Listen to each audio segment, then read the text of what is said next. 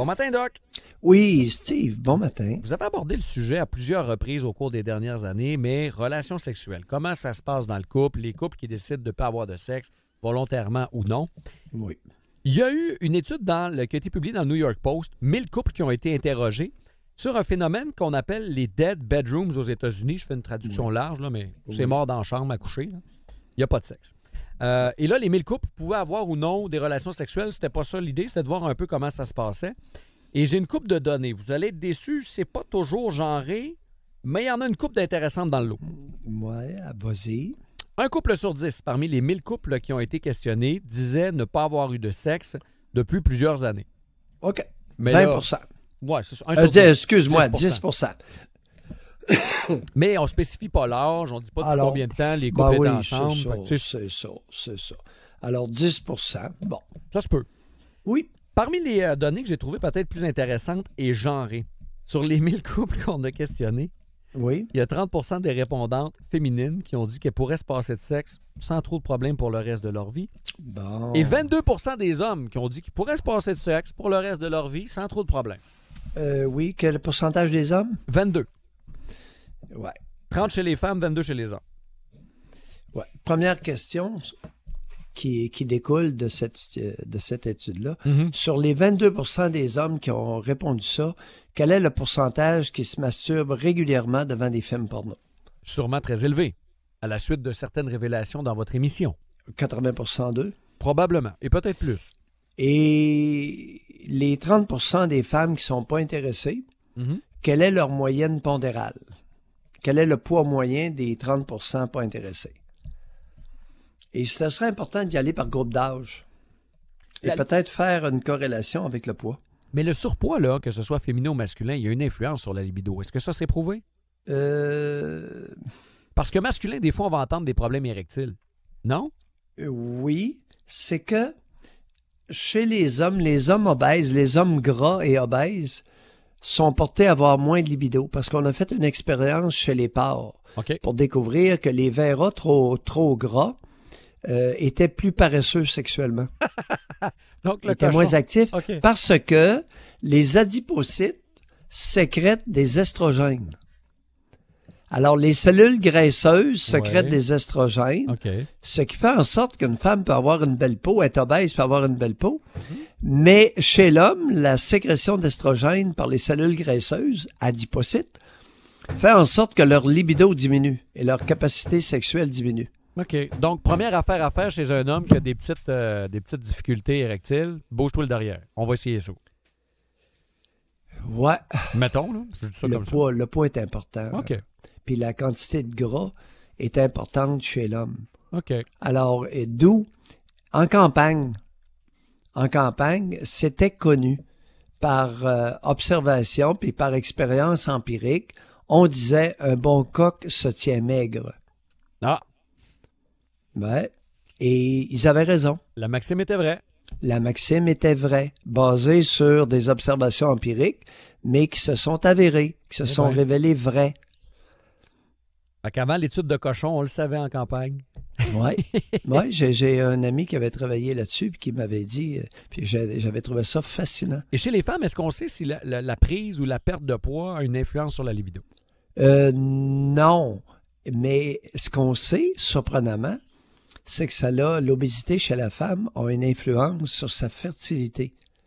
Alors, les femmes trop grasses, obèses, en surpoids, vont concevoir plus difficilement. Oui, j'avais déjà entendu ça.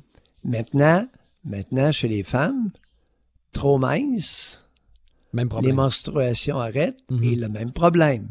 Donc, les deux extrêmes. Elles ne veulent pas, Alors, il y a des... Que ça vous plaise ou pas, là, les unigenristes.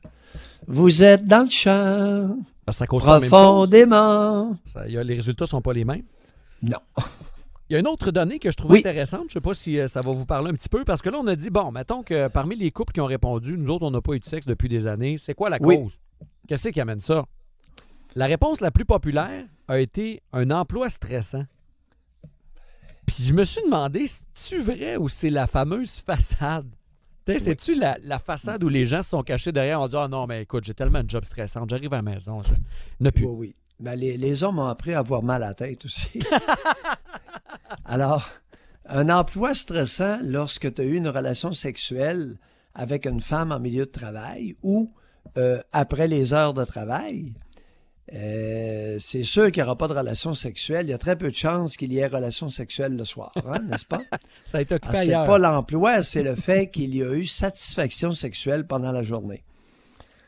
Allez, c'est plus fréquent qu'on le pense. Mais vous allez être conforté dans votre explication de tantôt. L'autre point, oui, c'est qu'il y a de plus en plus d'hommes qui préfèrent la masturbation à l'activité sexuelle. Alors, il y a 2 semaines, le Washington Post a publié une étude américaine genrée et avec groupe d'âge. Ah bon? Pour s'apercevoir que 28% des hommes de 18 à 29 ans n'avaient eu aucune relation sexuelle en 2018. On a parlé de ça ensemble, et justement, vous aviez dit, il y a du... 28%. C'est énorme. Puis surtout qu'il y avait eu un bond, ça c'est l'affaire intéressante aussi, c'est qu'il y avait eu une progression. Oui, de 2008, en 10 ans, il y avait eu une progression chez les hommes d'abstinence de relations sexuelles de 8 à 28%. C'est spectaculaire. Alors, ça se masturbe solide chez les jeunes mâles aux États-Unis. Et dans les autres raisons... Chez les femmes. Oui, je voulais juste poursuivre dans les autres raisons. Même raisons. groupe d'âge, 18% des femmes ont répondu qu'elles n'avaient pas eu de relations sexuelles. Alors là, il y a une différence importante de groupe d'âge, des 2 genres dans le même groupe d'âge. Alors que les hommes devraient être dans le summum de leur coque, de leur fertilité. Oui, et de leur puissance sexuelle. Disons les bonnes choses. Mm-hmm. C'est-à-dire la capacité d'éjaculer par jour ou par semaine. Oui. Alors, ils sont au maximum et ils préfèrent se masturber devant des films porno que d'avoir des relations hétérosexuelles. Dans les autres raisons qui ont été données... Pourquoi? Qu'est-ce qui se passe aux États? Oui. Il se passe de quoi? Et c'est pas le stress au travail, parce que l'être humain n'a jamais aussi peu travaillé que maintenant, n'est-ce pas? Mais là, on travaille en moyenne, là, on travaille pas trop fort. Là. Non, mais sauf que là, si on veut s'obstiner... En moyenne, Non, oui. mais Doc, si on veut s'obstiner, moi, je vous donne raison sur les heures de travail, mais il y a eu une transformation. T'sais, à une certaine époque, mettons qu'on recule 20 ans en arrière, là, les gens travaillaient possiblement plus physique. Ça, je suis persuadé. Travaillaient plus puis plus physique, possiblement. Il faut aller plus loin. Non, il faut aller plus loin. 30, 40 ans, peut-être? Oui, il y a 50 ans. Oui, mais dans les autres... Il y a 50 ans. Je donne l'exemple et les femmes... ce matin, je vais mettre le feu derrière un paquet de femmes. Mesdames, vous n'avez jamais aussi peu travaillé dans l'histoire de votre humanité. Mais il y a une différence entre le travail et le stress au travail. Hier, là, on m'a tiré le pompon. Imagine-toi donc, on parlait de l'abus de boissons sur Kick FM à Chicoutimi. Mm-hmm. Je suis chroniqueur une fois par semaine.